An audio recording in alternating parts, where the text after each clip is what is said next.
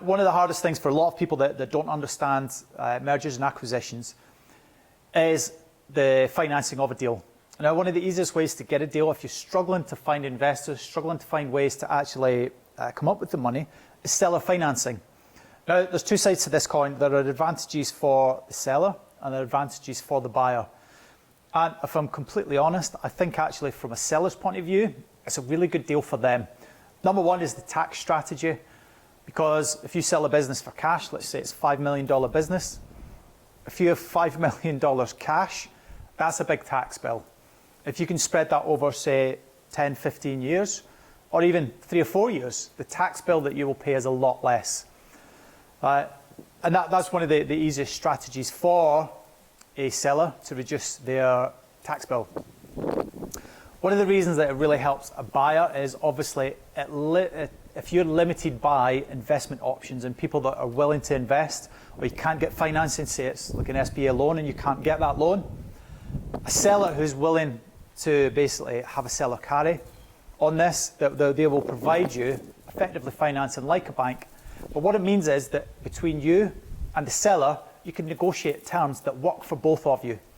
If you're negotiating with a bank, it's very difficult. The bank will say, this is what we're offering, take it or leave it. You've got very little room for manoeuvre. So what exactly is seller financing and how can it be structured? Well, there are numerous ways. Probably one of the easiest ones is the seller, they will cover that deposit, that initial deposit. So let's say it's 10%. And they will carry that as a loan to you, and they will take an interest rate on that loan, let's say 5%, 7% every year, and you have to pay them back at a set rate as well until the loan is paid off. Obviously, they can do it for 10%, they can do it for anything all the way up to 100%. So why would a seller do this? Now, again, it's one of those common questions that people scratch their head and can't get their head around. Why would someone do that when they want out the business?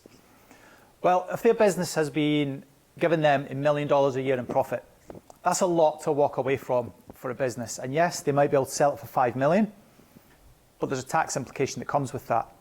And also, if they were to sell it at that point, they walk away from the business. Now, for a lot of people that have had a business, maybe 30, 40 years, even less, 10 years, that's 10 years of hard graft, of slog, of building up a reputation, of sponsoring the local Little League team. There's all these things that go with it. And they've got employees who they're loyal to. They don't want to just walk away and throw them to the lions, so to speak. So one of the ways that a seller can do this is that they can still keep a stake in the business. So they can do it either through providing effectively a loan on the business, seller financing. They could do an equity deal where they still have an equity in the business, and as time goes on, that equity amount gets less. And that allows them to keep a stake in the business. It allows them to get a steady income.